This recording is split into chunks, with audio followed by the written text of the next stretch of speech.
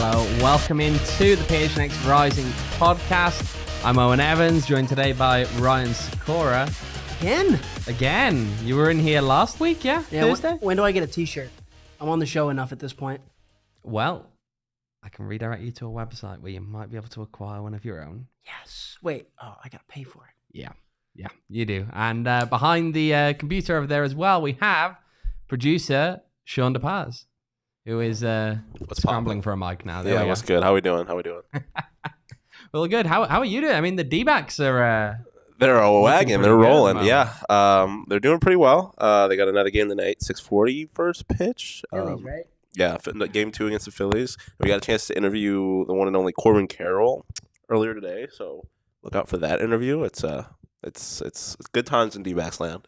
Indeed, it is. Not quite so good necessarily with Phoenix Rising. Look, it's not as bad as it could be. It's not as good as it could be at the moment. But let's specifically talk, I think, about what happened on the weekend, Ryan. Obviously, I had Jake with me after the game. I haven't yet heard too many of your thoughts on where things went right, where they went wrong for Phoenix Rising on that game on Saturday night. Why don't you kick it off with that? I kind of described it to Peyton, my radio broadcast partner, after as undeserved.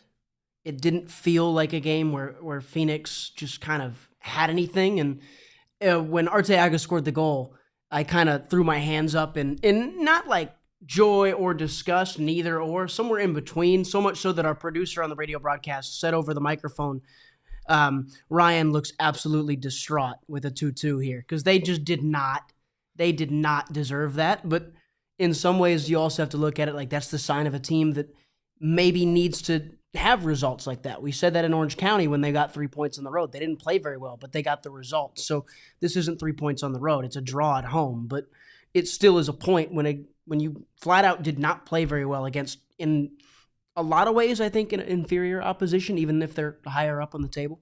Yeah, I think the thing about Oakland, when they went into this game, their game plan very much was of the ilk that they were going to catch you, and then they were going to sit back. Like, why do you have to try and bring the game to Phoenix Rising after you've taken a lead?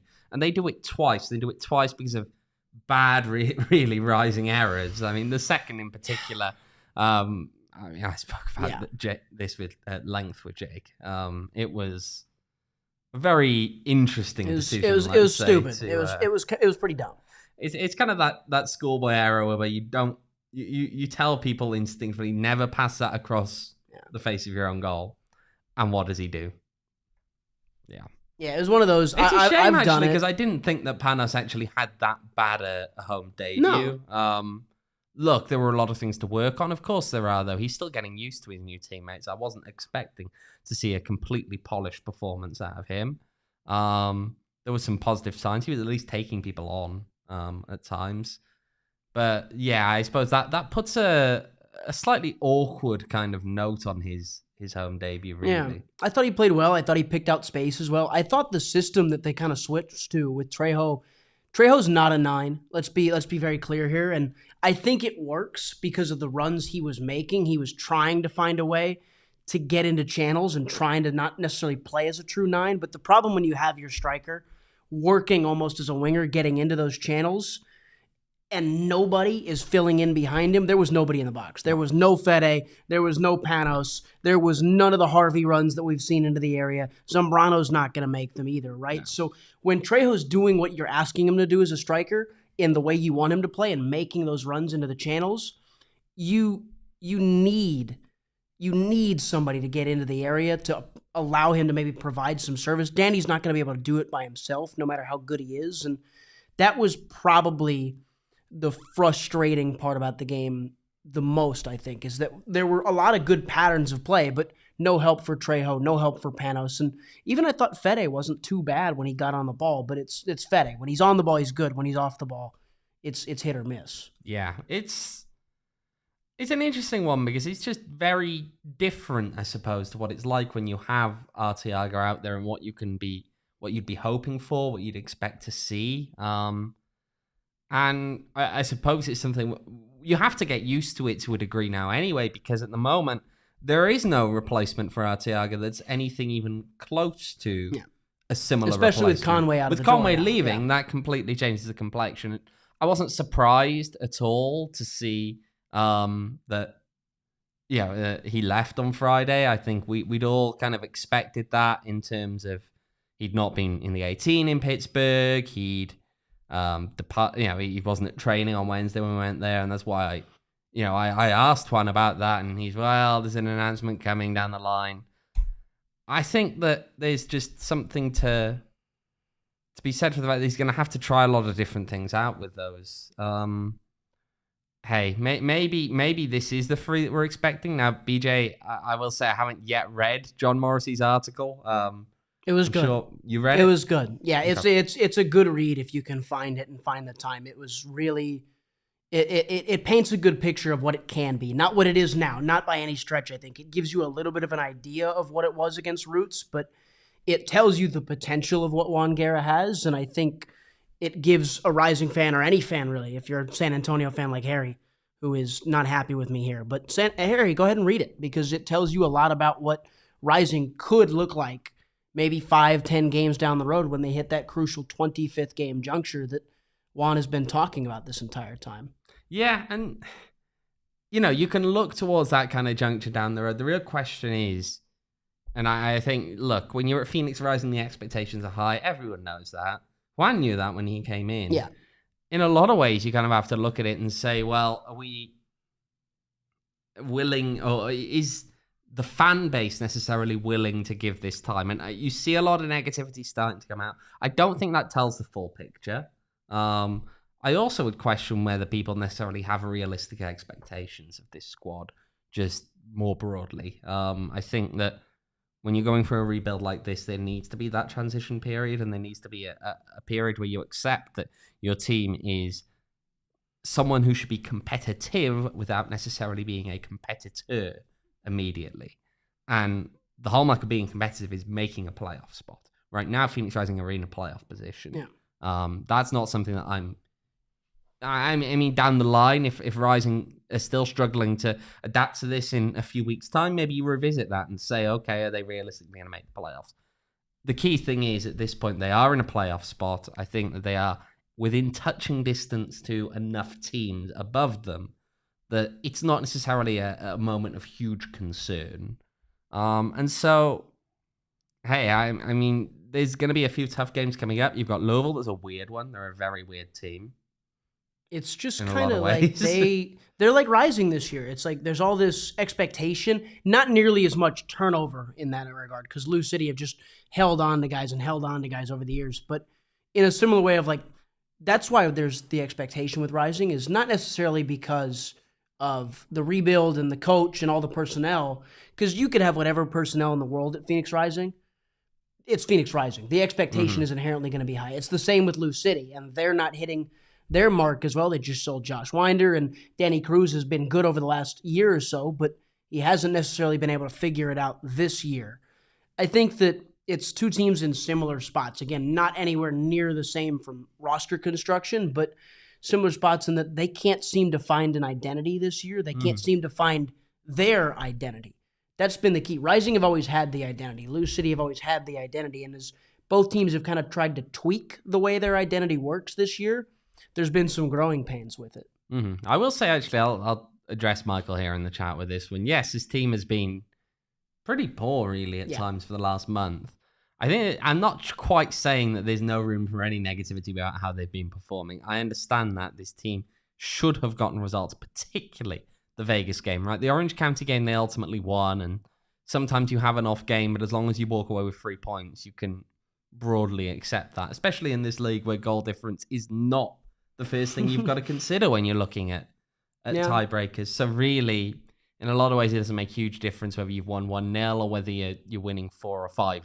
Yeah, and I mean, at the end of the day, we looked at that OC Vegas stretch and said that there were 6 or 9 points over those 2 or 3 games that not necessarily needed to happen, but should have happened. And Rising only walked away with the win against Orange County. And you're looking at that. They ended with, they beat, who else was it? Hartford? Yeah, the Hartford win as well. That was the 3-game stretch where we said, win all 3 of these games, and you look like the team you should be. And they didn't get all 3. No. The other point is, I think, going back to your playoff spot thing, is this league is so weird.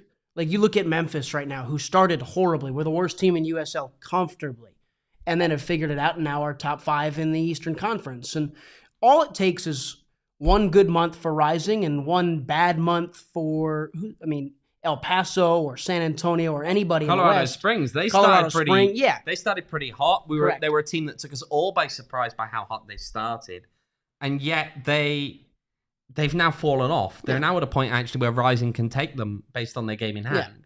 Yeah. That's the league. It's like, that's the point, is Rising are, and yet we're asking a lot of a team that hasn't been able to string together results and couldn't get the 9 points from 9 that we expected them to get. But they are a month away, 3-4 games away from, if you can take 10 points and a team anywhere around you drops 3 or 4, then you're right where you are. And that's a top 5 spot in the playoffs, which is, I think, pretty good for a first-year Rising full year with Juan and all these new pieces. And just to as well just address this again with Michael, right? There's a difference here in terms of, I think, a little bit of negativity, a little bit of concern, which I agree. There should be some concern. I think there needs to be a little bit of soul searching as to not just, considering the fact that you can carry on and carry on and carry on. Mm-hmm. I mean, Panos, to a degree, is perhaps part of that as well, in terms of they brought in a guy who's supposed to be creating chances. Again, that will take time to see an impact. You have to be a little bit patient with that. It's a different role as well, so that's going to take some changes for Panos. Even if that role fits him more than maybe his role did in Loudoun, and he was still creating a lot in Northern Virginia, well, hey, in a lot of ways, it's still going to take time to adjust and figure out what there is to figure out. And as Bandidos Blue-Red is pointing out there, and this is kind of where I was planning on going in that one, there's a difference between negativity, concern, and wanting to see certain issues addressed within the squad, and what we've seen from certain elements of the fan base, which is much more negative in the sense of it's time to bring back Rick. Now, that's not the right decision to make at this time. I'm not sure, to be honest, if this would be the correct decision to bring him back to this club anyway, at any stage.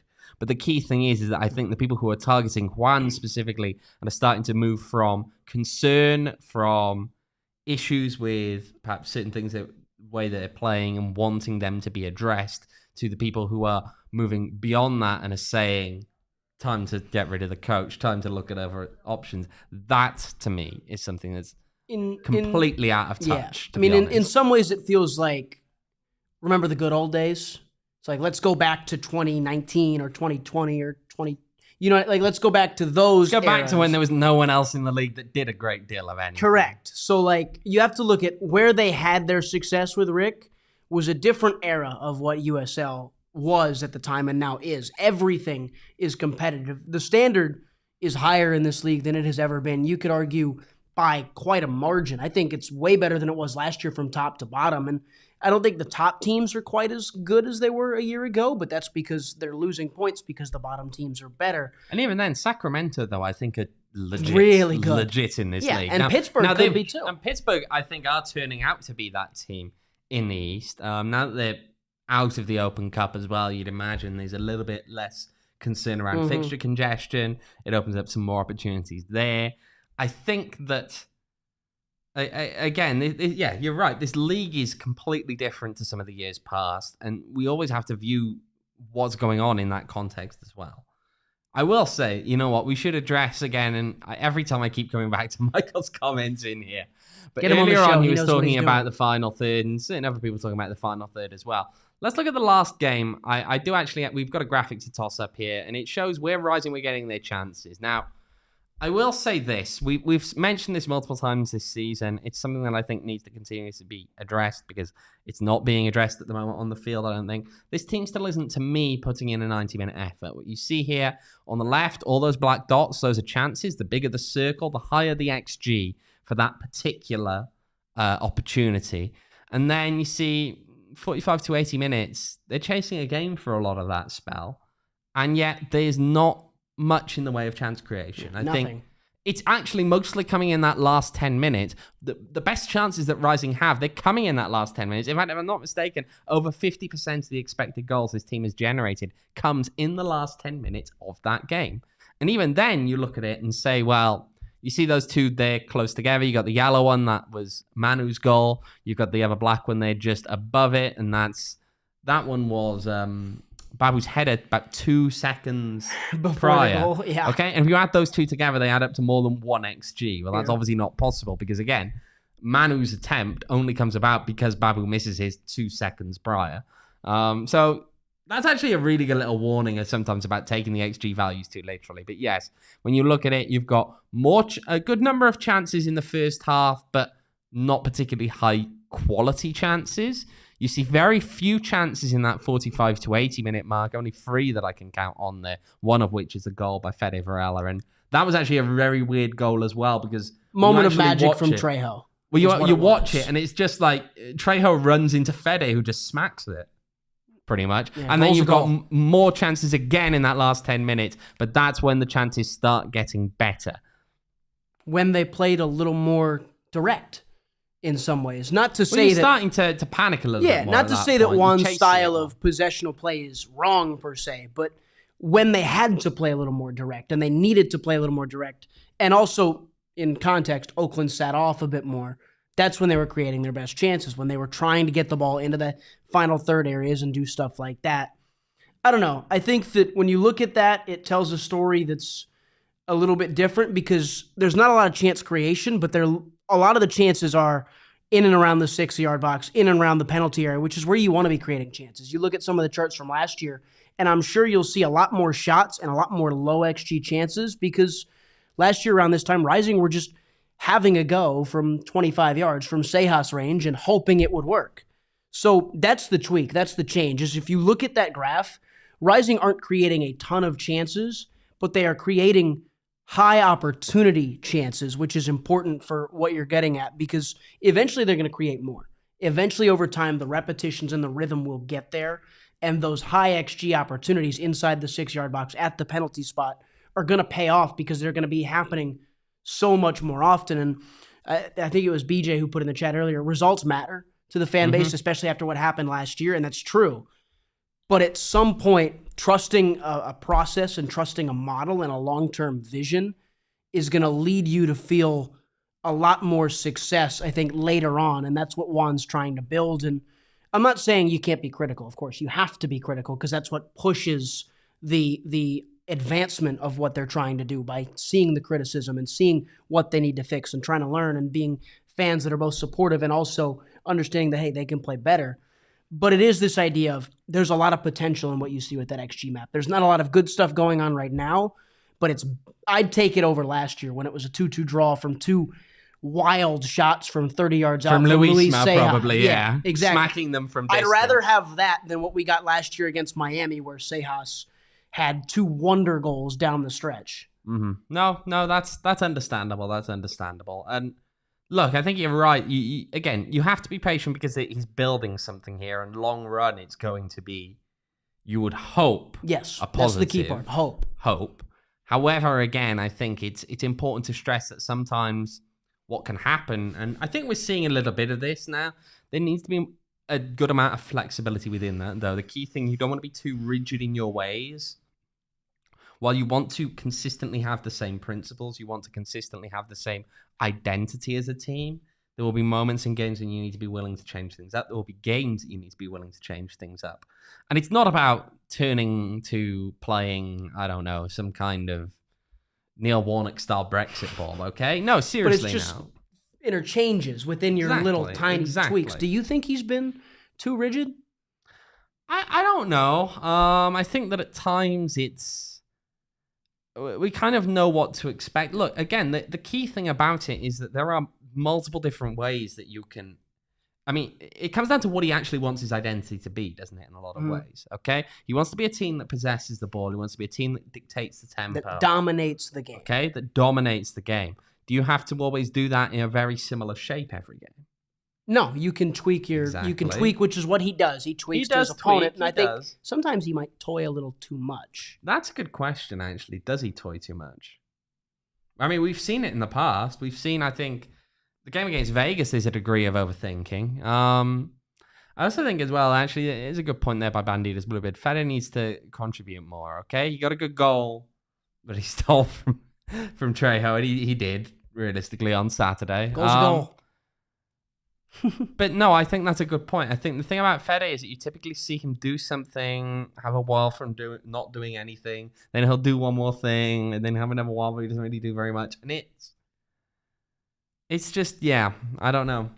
I like that he's taking dead balls now from the corner kicks. I like that he's taking corners because that gives him a little bit of the responsibility of step up. And his service hasn't been bad from corner kicks. I don't think there's really been any good service from set pieces at any point this year, but comparatively to everybody else who's tried it, he's, I think, been above average. I like that there's the responsibility being handed to him after he got benched a couple games, after they bring in a competitor in at the number 10 spot. He's been given a little bit of a role, which is, hey, we're going to give you this responsibility in the game, and let's see if that can get him elsewhere. And again, the other thing is fitness. Michael brings up a good point with Gabby coming back, and Quaisho is maybe going to be back within the next 2 weeks. Mo Traore should maybe be back within the next 2 weeks. There's guys getting back into the fold. Gallardo's been on the bench the last couple games. Fitness matters too, and as these guys get more fit, they get the ability to be a little more versatile and a little more opportunistic of playing into different types of opponents. And what we just talked about, where it's like they're tweaking to certain opponents and trying to figure out how to break down and dominate certain opposition in different ways, and having more opportunities to get different guys on the field helps that idea of you're going to mix and match and switch and swap to figure out what the best way is to go after another team. Indeed, indeed. Well, hopefully we do see some of those changes start coming to fruition for the next game, and hopefully it won't be another of those ones where you feel the need at the end of the final whistle to go off and get yourself a nice 4 peaks. You could still get one go. anyway in celebration. Yeah. In celebration, not in the sad kind of way that it's been in some of these recent matches. Of course, look, I remember back when Rising were winning a lot of games, I'd often go home, and as soon as I get home, open up the fridge, get out a wow. Wow. Sean, what would be your choice of beer for a victory? Golden Lager. You go with the Golden Lager? Golden's in the name. I feel like it's the perfect celebration beer. That's a good point. That's a good answer on the spot. That's a very good answer on the spot. He wasn't expecting that one to be tossed to him. But yeah, make sure to check out our good friends at 4 Peaks. You can follow them on social at 4 Peaks Brew and at 4 Peaks Pub to get all the latest on Arizona's premier craft brewery. Check out God, I'm no Max, am I? I'm slipping on this one. Just remember, I asked Owen if he wanted me to read them earlier, and he said he had them. So yeah, just remember, you must be 21 or older to drink 4 Peaks. Please drink responsibly. And if you need to fill up in a different kind of way, you can head over to Circle K, fill up your car. The gas prices, we're still fingers crossed that they're going to be broadly in a downward trajectory. Fingers crossed. But regardless, of course, if you picked up your 10-cent gas card from a recent Phoenix Rising game and they were handing them out, I believe they were also handing them out at a D-backs game, Sean. But they're valid through August, so make sure to head on down there. You get extra money off of your gas, and while you're there, you might as well pick up a Polar Pop. Make sure you're not missing out by texting PHNX to 31310 to join their SMS subscriber club. You get a buy one get one free offer on a 32-ounce Polar Pop. Head to circlek.com/store-locator to find Circle K's near you. that one was better. That was much smoother. Yeah. That was much smoother. Yeah. One earlier was a little bit choppier, I feel. It was a bit more like we've seen Rising's defense sometimes in recent games. We have our moments where you're watching the game and you see that one little error where they let someone in. How much of an issue now? I mean, is that the priority number one to you? It is. To me, it is. To me, that is the biggest priority right now. As we look at Phoenix Rising, they have to cut out those individual little errors that are shooting themselves in the foot constantly. They've played 13 games? Yeah, 13 games into the season? 13 games. I bet you it takes me 2 hands, so at least 6 games where Rising has dropped points because of a mistake on their own part. Not because of an opposition moment of brilliance that you just can't stop, or a great move, or a great goal, or, you know, just not even take away set pieces, which I would consider mistakes anyway, because you should never concede off a set piece, but sometimes you're going to. Just mistakes in build-up and little moments, I think, have cost them in more than half of their games. It's cost them points in more than half of their games. So whenever that's something, then it's always a problem. And it's always something you need to get rid of. If you have dropped points in 7 of your 13 games at least by your own mistake, that's something you have to fix. It's not ideal. Discipline. It's not ideal. It's discipline. At all. It's mental. It's bad, is what it is. Yeah, and at the end of the day, when we speak about the fact that Rising is struggling with goals and struggling perhaps with chance creation, even if there are some positive signs there, it's not going to help you if you're conceding every game. No. You know, their inability to keep a clean sheet right now is a problem. It's a serious problem. I think that ultimately, until you cut those errors out, I don't think Phoenix Rising is going to be consistently winning. It's harder to win when you concede. They've got to work out how they're going to start keeping clean sheets. That's a real issue now. Yeah, I mean, again, I think that the best sometimes, and many coaches have talked about this. This is what, as much as people joke about what Greg Berhalter has been as the U.S. manager, he raised the floor of the team by making them better defensively, not by defending tighter, but by keeping the ball. And so, in a lot of ways, what Juan does by having this possessional style should make them better defensively because they're having 60% of the ball. The opposition has less of a chance to score because they have less of the ball. But when you're making mistakes in build-up every day, when Panos Romanikis is taking a pass across his own 18, when Kevin Lambert is losing the ball on a dribble or stepping up, these mistakes are what cost you. Your style of play is what's cost you so far. I think in the long term, we go back to what we said earlier with the attack and the XG stuff. In the long term, this style should make them better defensively. But right now, in the growing pains of it, perhaps even more so than the attacking numbers, the mistakes are costing Rising more in the short term simply because of the style of play that they've chosen to go after, because they're still learning it. And that's, again, I think that's a little different than the XG because you can see the upside with the attacking play.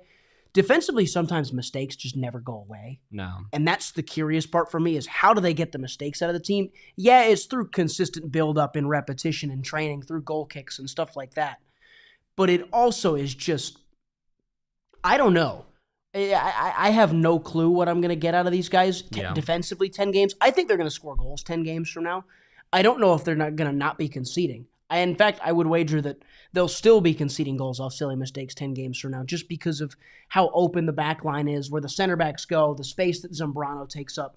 There's just a lot of different nuances to the way they try and play that lead to mistakes. And I think that's the biggest thing that Juan has to fix. There's actually some interesting question in here from BJ.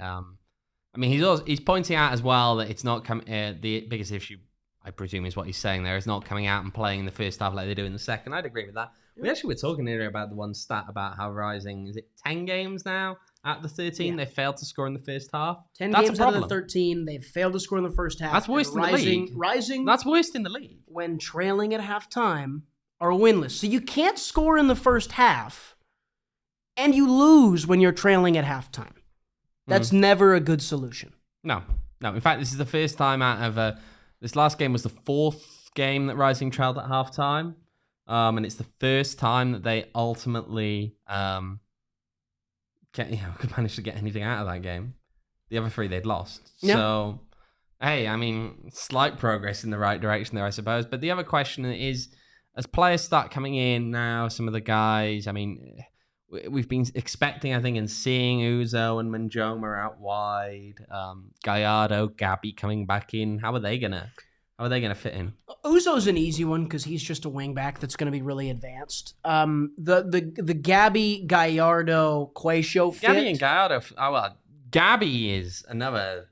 Gabby can play as a wingback, but you bring up the question then of Gabby Gallardo can play in that role, and so can Quaisho, but it's very clear Juan wants to use him as a 10, as a Fede or a Panos.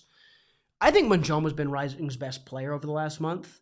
And I think Gabby and Gallardo might fit that spot better as a natural fit than Eddie Manjoma does. But it's hard to take out a guy who's been maybe your most creative outlet for the past four and a half games. And that's where the real question mark comes in. Uzo slides in pretty easily in the wingback role. He did last game. And then it goes Gallardo, Gabby, and Manjoma for me.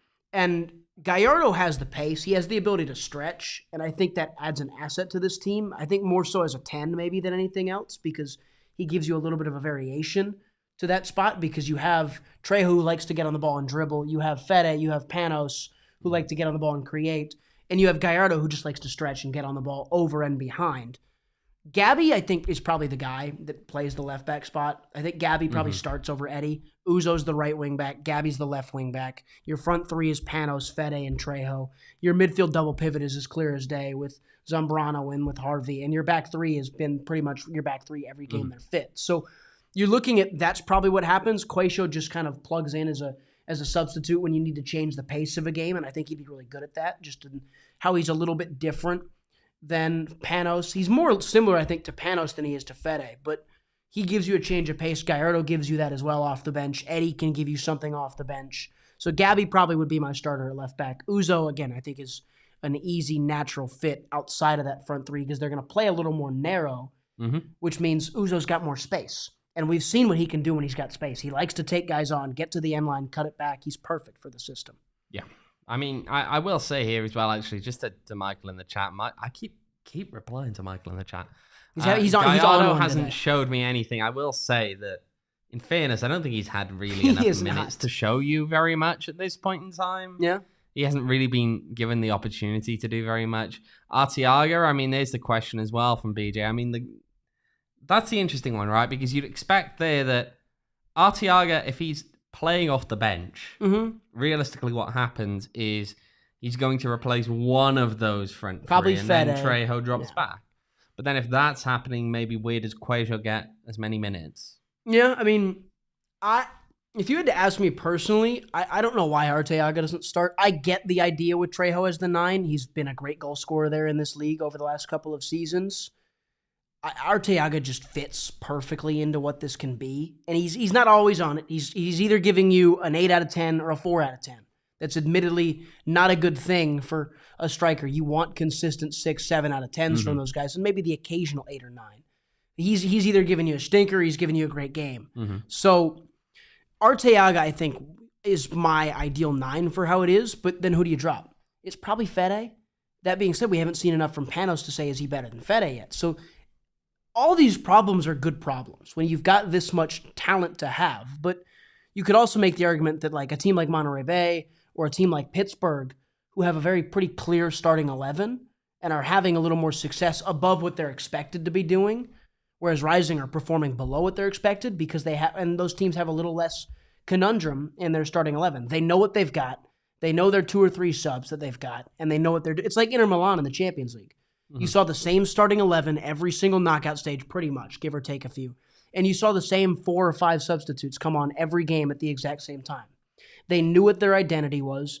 They knew what they were doing. They had a plan. And because of that, they overperformed where they should have finished in the Champions League. That's what's happening with Pittsburgh and Monterey Bay right now, is they're doing a little bit better than they should.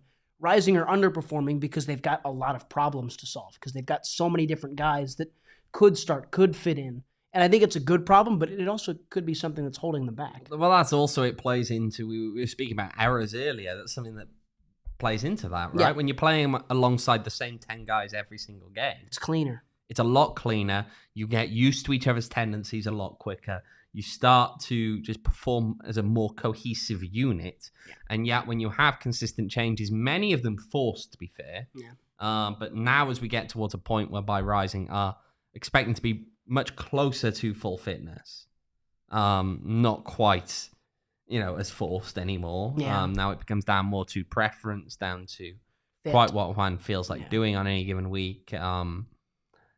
It's again raising, I suppose, the question then of, okay, how important is that consistency in the lineup to making sure that they're trying to cut some of those errors out? Yeah. And again, that's the point, is we've talked about it as well already on the show, and you just alluded to it. Juan likes to change what he wants to do based on the opposition. And that means you need a lot of options. But that also means that you're swapping and switching and moving guys around, which creates a lack of coherent stuff. So then you're seeing where some of the problems might be coming from. I think the problems are a little deeper rooted than that in terms of the style and trying to figure out how they actually want to break teams down, and less so. It's still a degree of, I think, it's part of asking it. Fundamentally USL players to play a style that's quite demanding, that doesn't always leave as much room for error. Kevin when you do Lambert's make not mistakes. John Stones. Right. And that's, yes, you're not coming against players of the caliber that those top players are going to be coming up against in the way that they may or may not press you, or the way that they'll cut out passing But lanes. you're still asking them to do the same things. Trying to execute certain things in ways that there's just a greater margin for error when you're looking at players typically of this level. It's I don't know. It's an interesting one right now because I think you are correct in many ways that, look, this team is going to keep getting better. They're going to ultimately get to a much better position. I think by the end of the year, they probably will make the playoffs reasonably comfortably. If they don't make the playoffs, that'd be kind of crazy. That would 8 teams out of the Western Conference make the playoffs. If they don't make the playoffs, I think the comments about whether fans on the hot seat or not are reaching a point of just being a little bit not up for debate at that stage because, as you said, it's 8 out of 12. You can't not make the playoffs, rebuild year or not. But I don't know. I feel as though there's still a long way to go. The problem is, at the same time, you've got these 3 games coming up in a very short spell of time. And these kind of spells either are typically going to really bring the team together a little bit and maybe they kick on and address certain things, get a bit of momentum going. Mm-hmm. Or they don't really give you as much opportunity to work on things that aren't going right. Yeah. You are constantly in a flux of having to swap players in and out because they can't play 270 minutes over 8 days. Yeah. And I mean, add to that as well that, of course, the Gold Cup is coming up, and I don't believe CONCACAF have released the full squads. The US released theirs today, but is Harvey? I don't think Harvey's going to be there. He's not going to the Nations League. Okay. Harvey. So that's the question. Lambert will be at the Gold Cup. That would stun me if he's not representing. I mean, it's possible that Jamaica. He doesn't. Shout out. I'd be surprised if he wasn't. He should be there. Lambert should be there. Harvey, I would imagine, is among Panama's group. Yes. In the 23 for the Gold Cup. Like that would surprise me if he wasn't. Outside of that, I mean, I'm trying to think of any other names that could slide in. But that's still 2 of your 3 most important players, I'd say, up there with Trejo. It's Harvey, it's Lambert, that's it's Trejo. kicking off. I mean, Jamaica's opening game is the same day as Rising's away trip to Oakland. Yeah. So that becomes the question of, like, who's your Harvey replacement? Who's your Lambert replacement? Because you really have seen that those 5 at the base, the 2 midfielders of Zambrano and Harvey, and the back 3 of Fuenmayor, Lambert, and Crutzen, who's the guy who slots in? And BJ brings up Mo. Well, Mo's not even in any sort of training yet, as far as we know. He wasn't last week. He wasn't last week. We'll see tomorrow. So we'll see. But that's the important one. Because if Traore is fit, he slides in as the center back, and he can do some of the similar jobs. Crutzen's going to have a lot more demand on him with the ball because Traore is not Lambert with the ball at his feet, and that's being polite. The one I have is Harvey, because your 2 alternatives to Carlos Harvey are Jose Andres Hernandez and Carlos Anguiano, who are nowhere near the same player as Carlos Harvey. They're tidy, get the ball 2 touches, move it along. They're not going to drive, and that's going to ask a lot more of Zambrano. And we've seen that when Zambrano's role is asked to be a lot more, he struggles a little bit more. He can't always quite get you that next level of his game. So there's a lot of curiosities with the Gold Cup, and that'll happen when it happens. That's why Lou City this week and New Mexico are very important. Yeah. You need to get results before these guys go off and move along. I mean, New Mexico, I'm not sure what the report date is. Might even miss New Mexico. Yeah, Lou City's this is an important game, not just because it's Louisville and it's a historic USL team that are struggling. Yeah, but they're in a very weird place. It's right now. important because this is maybe your last chance to get something going rhythmically before your guys have moved along. Your 2 big pieces have moved along in the back 5. I'm just staring off into the distance at the moment, looking at Michael's chat. Carlitos, is he really the answer in there? I don't know. But Harvey, he's been good when he's played. He's been Carlitos good when has been good when he's played, but he's not Harvey. But he's not Carlos Harvey. Yeah, that's fair. Right. Anyway, this has been quite a negative one, I feel, so far. It's needed, right? It's needed to discuss some of these. I think there's still reason to be positive about the work that they're putting in, the direction overall that the team were expecting to see them going in. But of course, they do need reminding sometimes that certain things just aren't good enough. Without Max, it was always going to be a little more. Without Max, it was always... I mean, that's the thing. Max is normally here to try and brighten the mood, but not necessarily without Max here. Maybe things are a little bit more negative when it's me doing it. That's Don't all put those that pressure on years yourself, of Owen. watching Cardiff. It's all those years of watching Cardiff play. It's beaten the hope out of me. But anyway, what can help you watching Cardiff? You're making Come the on, trying to transitions set for you me up. now. Come Yeah, on, you come are, on. you are, you are. I was about to say that maybe we need to chill out after this one, and good opportunity to chill out. I don't believe Max stocked up on any OGs in the office before he decided to leave for South America, which is a true disappointment here. But you can go and get your own OGs from your local dispensary. They've got lots of different varieties. They've got mixed bags out now. They've got the fruits, the watermelon, red apple, and peach. They've got the creams, which is blackberries and cream, orange creamsicle, peaches and cream. It's next week, isn't it? June 25th, next week? What's today? The 13th? 20. So yeah, next today's Monday 5th, is yeah. the 21st? Yeah. It's next week. It's not Monday. Today's Tuesday the 3rd. Oh, wait, it's not Monday. Yeah, That's 8 days from now. That's bad math. I'm tired. Sorry. There we go. Wednesday. Next week. Next week, they're dropping their new pink lemonade flavor. That one's coming out on the 21st. You can check out OGs online at ogsbrands.com and on Instagram at ogsbrands as OGEEZ brands. You can also find their products at your local dispensary. Remember, you must be 21 years or older to purchase. And of course, at some point soon, we're going to have to get it on the agenda. Another trip down to Valley Tap Room. Lots of beers down there. 30 beers on tap. Plenty more in bottles and cans around the corner in the fridges. And they have an extensive wine selection. They've got a limited bar food menu. You can also bring food in from elsewhere. Have a great time there. Go check them out. We'll make sure that we're down there again at some point for a trivia on Tuesday. It's going to have to happen at some stage. Check out all the awesome things they've got going on Instagram. You can find them on there at Valley Tap Room. And make sure to pay them a visit off the 202 in Gilbert. Hopefully we'll get back there soon.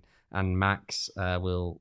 Well, maybe Max won't come along, and then we'll go and win trivia without him so that he can't claim that he won trivia. He'll still claim it. He'll still try and claim that somehow, some way, Max is responsible for winning trivia there for us. But right, you know what? Let's have a look around USL Championship. And then after we do, I wonder, really quickly, you don't have to give an acknowledgement. I wonder if Quayshow could replace Harvey and play as one of those 8s. I'm curious about that. That's interesting. He's a dribbler. He's a carrier. I wonder. I don't know. As a side note, we'll see. That's a very interesting side note. I'll have to discuss that maybe at a different time. But let's have a look at some of those results from the weekend. RGV 3, Miami 3. Not necessarily the one that I'd expect to leap off the page with me, but a lot of goals in that game. A classic Anthony Hudson 3-3. You love to see it. No, that never happens. And I'm surprised. There's two teams that have struggled a lot here, and RGV actually got the equalizer. Well, how about very, right? very late. He was playing a striker the last 10 minutes. It was awesome. 90+7. Colorado Springs absolutely battering Orange County. That Orange County team, 18 months ago, was a wagon that could not be scored on for like 2 months. And now they just concede goals left, right, and center. Yeah. It's nuts. It's a wild turn. Can we give a shout out as well? Las Vegas Lights 1, Monterey Bay FC 2. Monterey Bay get a goal at the very end. I'd like to shout them out for the fact that their broadcast was apparently sufficiently broken in some way, shape, or form that they ended up on ESPN Plus just streaming Spidio footage, which is the tactical cam available there. That's cool. No kind of graphic elements, no commentary, just Spidio footage, which also started partway into the game. USL. Yeah, so that was USL. possibly the worst USL broadcast they've had since back in the YouTube days, which is impressive because normally Vegas are one of those teams who I don't give much credit to their broadcast quality anyway, but it turns out, yes, it can be worse. Other games there, lots of red cards in that Indy 11 against Harvard Athletic game. 3, right? It finished 3. 9v10. The violent conduct red 6 minutes into the match. The kick out after love to see a it. bit of a collision with the goalkeeper. One of them was for denial of an obvious goal scoring opportunity. That one comes late. You kind of expected at that point. We love a good dog show. It's 1-1. You're going to take those kind of cards at that point when you're deep into stoppage time. You know, it's taking one for the team to a degree. And then, of course, Tristan Hodge sent off for a second bookable offence early in the second half. I will say, actually, we would be remiss if we didn't talk about the other big news story in USL Championship coming out from today. And that's Eric Quill being named as the manager of New Mexico United. He will replace Zach Prince, who departed for New York Red Bulls He's an assistant coach there to Troy Lezang. Yeah. His former boss, of course, in New Mexico. I mean, it's not a surprise to any of us. We were talking about even last week about how that was what it sounded like was happening with him. Eric Quill is an interesting name, a guy who, look, he had success with North Texas early doors. They won the very first season of League One. All downhill from there, though. Progressively getting lower in the table. I don't know how much to read into that. I don't know how much to criticize him for or not for, because it's a reserve team. And those teams are always incredibly And that reserve team was very talented. I think Jonathan Gomez, I think Ricardo Pepi, Arturo Rodriguez was on that North Texas team. Ronaldo Damas. Was on that team. So very talented North Texas team. I just love USL's propaganda machine. On the header for the announcement article, it has been directly responsible for the development of Ricardo Pepi, Jonathan Gomez. Two of the premier talents that have been able to play at this level, these lower levels over the last 3-4 years. And he's like, yeah, he's the guy. He made them. It's like, can we just consider that they both came through FC Dallas's academy and that's the real reason? And then one of them went to Lou City. No, got to point to him. Of course. And I think he's a good manager. And anytime you can associate yourself with FC Dallas is a good thing. And he's also he's coming from Crew, right? Where he's worked with he was an Wilfred assistant Nancy. coach there. Yeah. With Wilfred Nancy, who's been widely regarded as maybe the best coach in MLS this year, was the brains behind Thierry Henry's operation at Montreal. So he's rubbed shoulders with really, really highly touted managers. So I think it's a good get at the end of the day. We can make all the jokes about how USL said he's directly responsible for this and that, and how his North Texas SC team was really good, even if he was or wasn't good.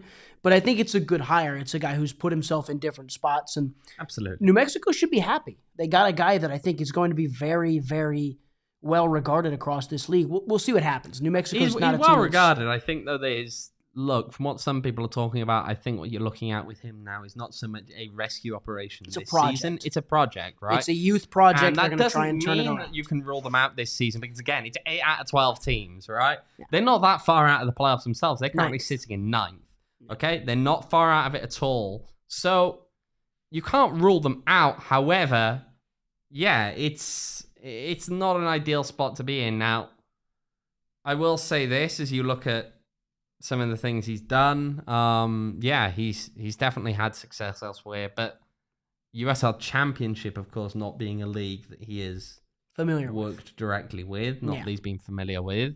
At the same time, there was some issues. I get the impression that there was some issues at times within the camp over in New Mexico under the previous management. Maybe there's an improvement on that sense. He's a guy who New Mexico, and I know they spin it as they always will. They spin all of these things around their community and all of that, but they're trying to suggest now that he's actually someone who's going to fit in well. It's going to be in there. Bring back her, says Michael. I'm not sure that one's going to happen anytime soon. We were just talking about how many players Rising had in the attack. They were completely overloaded. They're not going to bring Garrett Curse back. Owen shot that down so fast, Michael. I'm sorry. That's it's rude. Not that I wouldn't rude. like to see him back. It's not that I don't think that they were correct in the way that they disposed of him previously. And I just don't foresee that one happening at all. We'll have to see. I mean, the interesting thing about it is that you've looked at how he's played in the past and the different manner of press that he's adopted, the different ways that he's set up. I mean, when he was with North Texas, he was more of a 4-back kind of guy. You know, up in Columbus, of course, they don't play with 4 at the back. Yeah, he's been an assistant with the back 3. He's been an assistant there. So which way is he going to be inclined to go with now? Yeah. You never quite know. I don't know. It's interesting. I feel as though Rising are going to get them potentially at a good time in terms of very, very early on in his spell as a manager. This is going to be their second game. They will be home on Saturday playing against RGV before they play Rising on the Wednesday. It's going to be a tough one. I mean, it's not as though the impression I've gotten is that he's not been hanging around there for a while prior to this, so he's very much just arrived on the scene. I'd want to be as late to arrive to Albuquerque as humanly possible as well. So I respect him for that. Yeah, I got to go there next week, haven't I? He's excited. Yeah, you can tell I'm very excited to go back to Albuquerque for the second time this season. I'm really, really thrilled. But before we wrap up this Around the USL look, we should talk about 3 games tomorrow. Hartford against Detroit. That one played at 4. El Paso playing Las Vegas. That will be at 6. And San Diego facing San Antonio FC at Torero Stadium, 7 p.m. Arizona time kickoff. That last one is the interesting one to me. Hartford-Detroit is boring as anything, Hartford-Detroit really. sucks. El Paso should dispatch of Vegas at home. San Diego-San Antonio, to me, is the game in this. Has San Diego still really been bad at home? I know the last time I was on the show, they weren't very good, I believe. Well, they drew against Sacramento in their Which is a last good home result. game, which is a good result at home. I don't think there's any complaints about that one. But then San Antonio have been really iffy as well in recent weeks. I mean, just this season in general, right? They battered Charleston. They get the result against New Mexico at home. You look, their last 2 games are draws. They played San Diego Loyal, actually. And this is where it could be interesting. I think it's going to be quite an ill-tempered match after what happened in San Antonio. The 2 red cards, Yeah. 3-3. Yeah, I think it was a good game. It was a very ill-tempered memorable match. game. It was, and it was very memorable as well for the fact that USL managed to somehow mess up its IDP, the Independent Disciplinary Panel. Get someone, I believe it was Stoneman, was supposed to be suspended for a game by the IDP. They had to rescind that because they couldn't follow their own procedures. That's an interesting one. Ricardo Fierro, given the whistle for that match. Ricardo Fierro. That means Fernando's on the game too. I think they're brothers. He's the AR. I don't know. Owen and I are weird. Stop looking at us funny. We know. Yeah, I know. But anyway. Don't go down the rabbit hole. Owen. Yeah, we'll definitely not go too far down that rabbit hole. We're going to have to speak later in the week, I'm sure, about Sergei Demyanchuk having the whistle for Rising. Owen's favorite referee is he's the one who handled San Antonio Rising earlier in the season and handled, for anyone who watched the Inter Miami against Birmingham Legion. Yeah. I can't believe we've gone this whole show talking about the last game and not brought up either of the penalty shouts either. Yeah, that's true. It was the Babacar Jai one was a no doubter, and you brought up that he sold it wrong. And I think did you guys probably talk about it in the post game pod? I think he sells it wrong because the arm's just flying up, which makes it look dramatic. But then when you watch it back, it's a penalty. Exactly, it's a grab around the neck. It's a penalty. It's an easy one. Yeah, it's a penalty. No. So Malik Badawi missing that one. You can add that to the list of gripes I'm sure Rising fans have about Malik Badawi. We know there's no love lost there between Rising's fan base and that particular referee. You know what? That's drawing us, I think, to a relative close. Shout out Michael for having the last Shout 6 out Michael. chats. Yeah, he's still going at it. Still having a good time in there, Michael. But before we go, just remember, of course, you got Father's Day coming up this weekend. We got the Father's Day sale ongoing on the PHNX locker. Buy one, get one half off on all shirts and hats through until the 18th. So make sure to check that out. PHNXlocker.com. You've got the PHNX Rising scarf. I saw someone out wearing one of those at the game on Saturday. Are those the thin ones you always talk about? The nice material that you like? I saw someone out wearing it. Looking down from the press box, it's just a guy walking past. Well, now. Owen, go a week without mentioning the thin material scarves challenge. It's impossible. He can't. It's good though. They're good stuff. And you can also get multiple t-shirts. We got all the ones for the different beats. Lots of different stuff. I'm actually currently wearing a Coyotes t-shirt. Like I said, I think I've earned a t-shirt at this point. I've been on. We'll see. 4, 5. You've done quite a few by now. I think I got 6. I think Jordan. Well, you know what? I hear if you go to the PHNXlocker.com, you can actually get buy one get one half off. Which that's a great deal. You should definitely take up on that one. That is a pretty good deal. So yeah, make sure to check that out. And make sure as well to tune in on Thursday, 6:00, when there'll be more talk looking ahead towards Rising's match against Loose City, breaking that down a little bit more. We'll have to see as well what happens in those games tomorrow. Probably have some things to talk about, especially if San Diego, San Antonio blows up in the way that it might very possibly do. So make sure to tune in on Thursday at 6. You know where, you know when. Until then, good night.